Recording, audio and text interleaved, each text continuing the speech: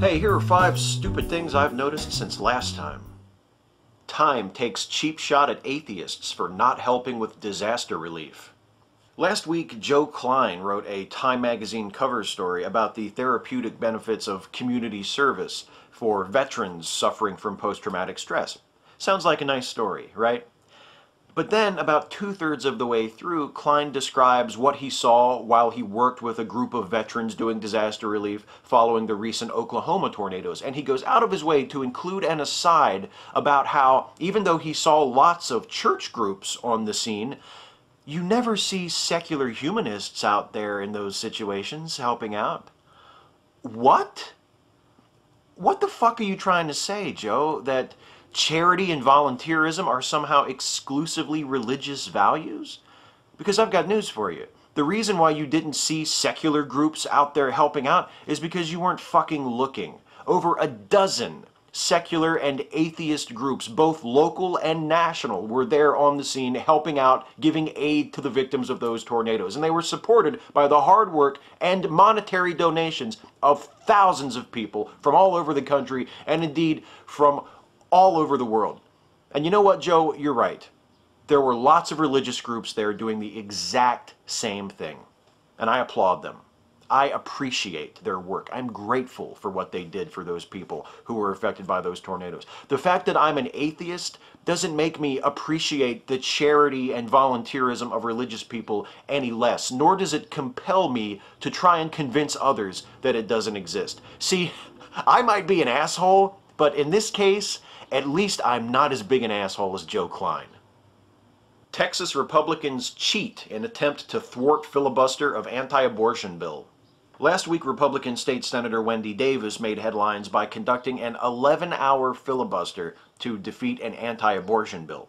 The determination of Davis was matched by the mendacity of her Republican colleagues, who apparently falsified the timestamp on the document recording the vote that they took to pass the bill after Davis's filibuster had ended, to make it appear that they had taken the vote before the midnight deadline had passed, when in fact they hadn't.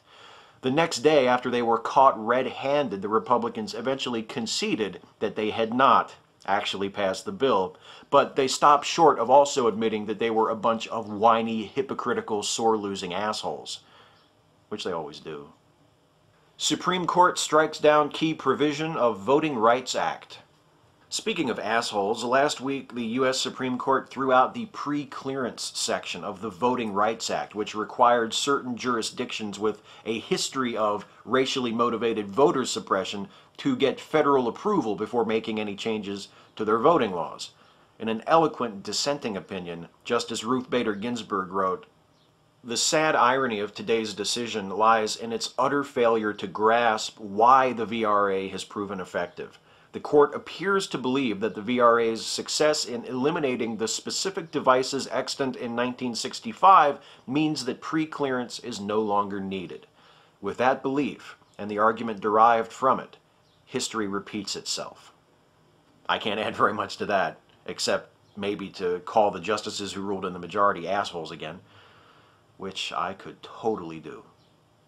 Religious right goes crazy over pro-gay marriage court decisions. The Supreme Court did manage to get 2 things right last week, handing down rulings consigning Proposition 8 and the Defense of Marriage Act to their rightful places in the shit can of history.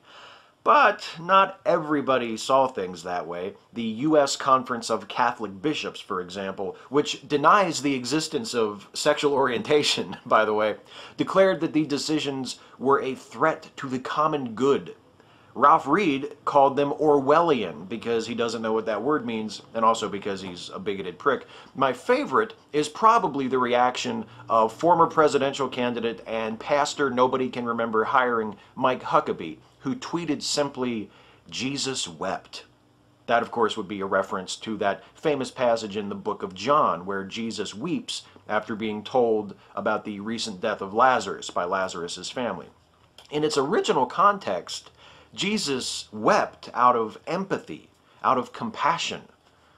Huckabee has him acting like a crybaby over a court decision he presumably disagrees with. In other words, Huckabee assumes that Jesus, the guy he thinks is God, is just like him. Bit presumptuous. Leading Republican senator wants to abolish minimum wage.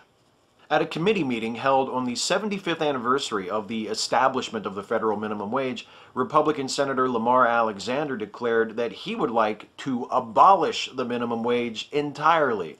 This at a time when many Democrats, including President Obama, would like to raise the minimum wage, which currently stands at $7.25 an hour. If the minimum wage had been designed to automatically raise itself with inflation in order to protect its buying power within the economy, it would be at about $10.40 right now. But as a U.S. Senator, Lamar Alexander makes well more than that, as do most of the people who contribute to his re-election campaigns and his political party, so why should he give a shit? The hardest part is only picking 5. Catch you next time.